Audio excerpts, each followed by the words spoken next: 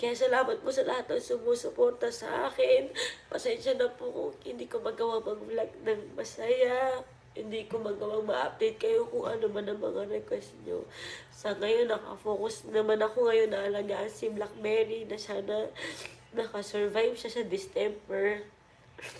Alam ko marami po nag-aabang at marami pong nagsasabi na miss na namin yung energy mo, Mami Tony, yung masaya ka, ganyan. Hirap din kasi magpakita ng masaya na hindi ka naman masaya talaga. Nag-live lang ako ngayon para sagutin yung mga tanong ng mga taong nagtatanong. Ano ba talaga yung nangyari?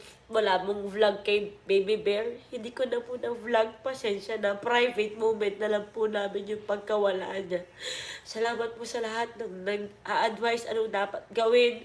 Salamat po sa lahat ng nag-share na ganito nangyari sa aso nila. We really appreciate you. Sa lahat ng mga tao nag-iisip na OA kami, aso lang naman tuta. What the fuck, ganyan. Hindi nyo po kami maiintindihan yung mga tao nagmamahal lang sa aso o makakaintindi sa amin. So, yung pag-live ko na to is just, para lang ma-explain sa inyo kung ano yung nangyari kay Baby Bear at nakwento ko na po. Pinagbigyan niya si Mami. Gusto ko i-clear sa inyo na si Baby Bear, pinagbigyan niya ako ng isang linggo halos na, sige pa Mami, kakayanin ko, magbigyan kita, maglambigan tayo, sige. Nilaban niya yung buhay niya. At hindi ko inad ang buhay niya, nilaban ko siya, pero hindi niya na po kinaya. At yung pinaka-main purpose po ng vlog ko is, humingi po ako ng prayer sa inyo dito kay Blackberry. Kay Blackberry na nahihirapan po siyang huminga. Nahihirapan po siya sa buhay niya. Kompleto po siya lahat sa mga gamot niya.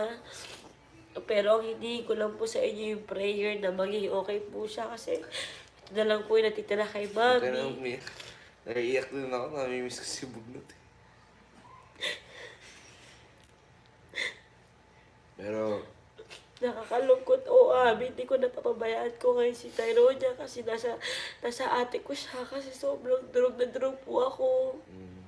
Dahil sa kanila, tapos sila nagkasakit. Stress na stress ako. Sa gamot, sa oras na kailangan gising ka 24 hours, nagpapalitan kami ng tulog sa bahay. Para maging okay sila. Sana iintindihan naman ako ng anak ko. Sabi niya, Mami, I understand. Naiintindihan ko po. Salamat sa ate ko na nandyan para kay Tyronia. Napapabayaan kita, anak. Kasi nahalagaan ko sila.